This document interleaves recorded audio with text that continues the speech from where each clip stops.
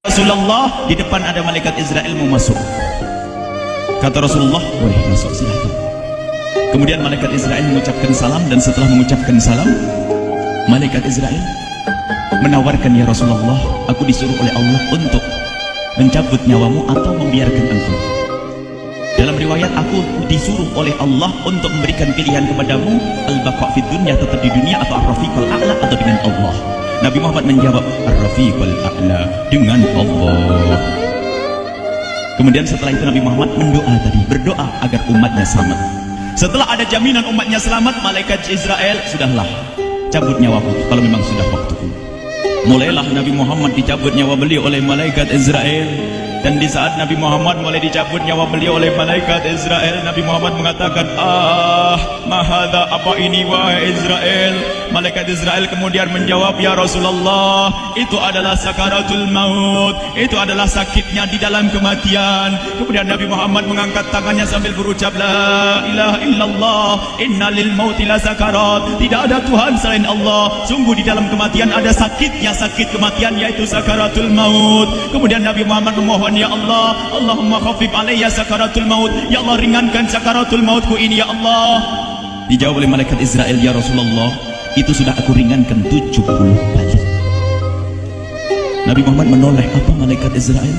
Sudah kau ringankan 70 kali keringanan? Ya Rasulullah, sungguh aku tidak pernah mencabut seorang hamba lebih lembut dari cara mencabut nyawamu. Ini sudah aku ringankan 70 kali. Setelah itu justru Nabi Muhammad menangis, Israel, 70 kali rasanya masih sakit. Iya ya Rasulullah, memang itu sakaratul maut. Lalu bagaimana engkau mencabut umatku, wahai Israel? Allah, yang diingat siapa? Umat. Kalau engkau mencabutku dengan ringan seperti ini masih sakit, bagaimana engkau mencabut umatku, ya Israel? Dijawab oleh malaikat Israel, umatmu manusia biasa, ya aku cabut. Ya Rasulullah, begitu saja. Ya sudah, begitu.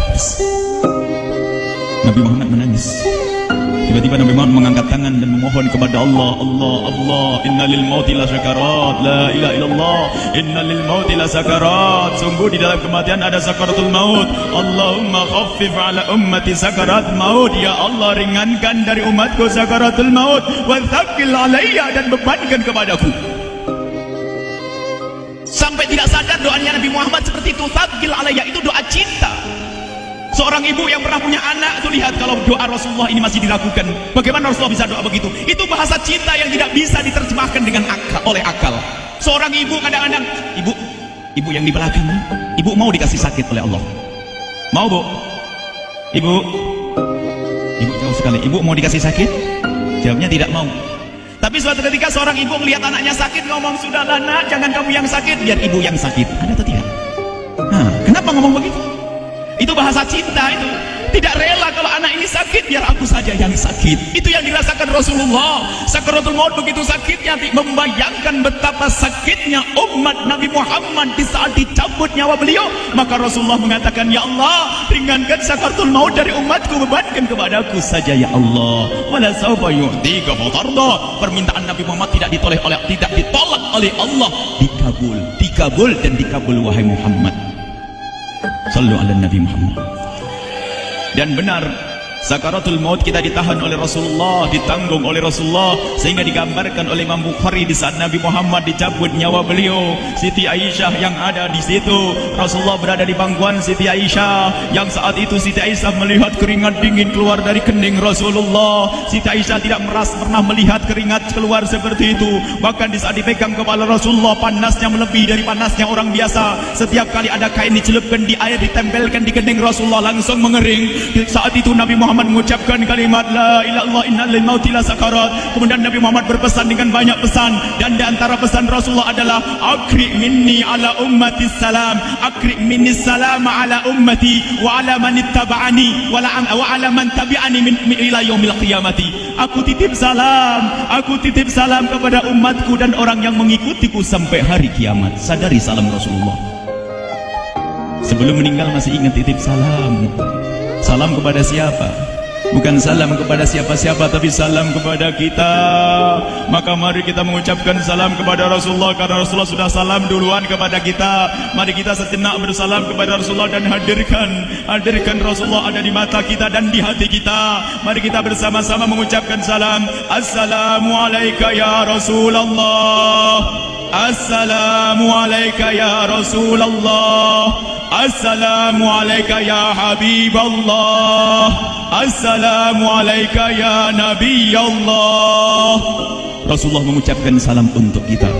Dan di saat itu Rasulullah keringat dingin keluar, maka oleh Siti Aisyah diusap. Oleh Siti Aisyah diusap, bayangkan saat itu Nabi Muhammad di pangkuan Siti Aisyah dan diusap oleh Siti Aisyah. Siti Aisyah berkata, keringat Rasulullah mengucur deras hingga aku usap, dan aku usap dengan tangannya Rasulullah. Diusap dengan tangannya Rasulullah.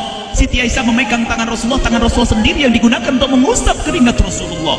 Sahabat bertanya, Aisyah, kenapa harus dengan tangan Rasulullah tidak dengan tanganmu? Lihat jawab Siti Aisyah, karena tangan Rasulullah lebih lembut dari tanganku. Sallu ala Nabi Muhammad. Masih sempat nyanjung itu sahabat Nabi. Dalam keadaan begitu masih menyadari kelembutan tangan Rasulullah, jasad Rasulullah, kemuliaan Rasulullah sallallahu alaihi wasallam. Dan aku lebih menginginkan bahwasanya yang menyentuh jidat Nabi Muhammad adalah tangan yang paling mulia di dunia dan di akhirat. Siti Aisyah enggak berani menyentuhkan. Pengennya yang disentuhkan di kening Rasulullah adalah tangannya Rasulullah sallallahu alaihi wasallam. Kemudian setelah itu Nabi Muhammad merasakan sakit yang sangat untuk kita.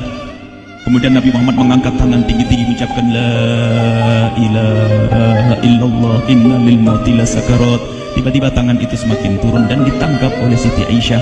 Dan di saat tangan itu jatuh di tangan Siti Aisyah, kemudian tiba-tiba paha Siti Aisyah merasakan berat kepala suci Rasulullah. Dan saat itu Siti Aisyah sadar bahwasanya Rasulullah sudah kembali kepada Allah Subhanahu wa taala. Sallu ala Nabi Muhammad. Siti Aisyah bingung di saat melihat seperti itu. Ditaruh pelan-pelan wajah Rasulullah sambil menangis lalu berkata, Rasulullah sudah meninggal. Para sahabat Nabi pada bingung. Sayyidina Ali tiba-tiba terduduk, nggak bisa berdiri. Sayyidina Utsman nggak bisa ngomong. Ada orang Sayyidina Zaid berkata, aku baru melihat Rasulullah, setelah ini aku tidak mau melihat lagi selain Rasulullah. Ya Allah, butakan mataku. Aku tidak ingin aku kotori mataku dengan selain Rasulullah. Dan dibutakan oleh Allah. Bermacam-macam kejadian saat itu. Madinah heboh luar biasa dengan meninggalnya Rasulullah sallallahu alaihi wasallam. Dan sungguh meninggalnya Nabi Muhammad adalah menghidupkan hati yang mati kalau orang faham. Tiba-tiba Sayyidina Abu Bakar datang. Setelah Sayyidina Umar mengatakan, siapa yang mengatakan Muhammad meninggal akan aku penggal lehernya. Jangan seperti orang-orang Nabi Muhammad sekarang lagi pergi seperti waktu Musa pergi kepada Tuhannya, kepada Allah, dan dia akan kembali kepada kita. Muhammad belum meninggal. Ini adalah karena kecintaan Sayyidina Umar bin Khattab, tidak ingin Nabi Muhammad pergi. Tiba-tiba datang Sayyidina Abu Bakar As-Siddiq lalu masuk ke kamarnya Rasulullah, lalu masuk kepada Rasulullah, kemudian mengecup kening Rasulullah, dan Sayyidina Abu Bakar berkata, ya Rasulullah, tibta hayyan wa mayyita. Ya Rasulullah, engkau tetap harum dalam keadaan hidup dan harum setelah meninggal dunia. Sallu ala Nabi Muhammad. Hingga sampai setelah hari besoknya meninggal Rasulullah, Senin sore, Selasa malam, Rabu dikubur Rasulullah SAW.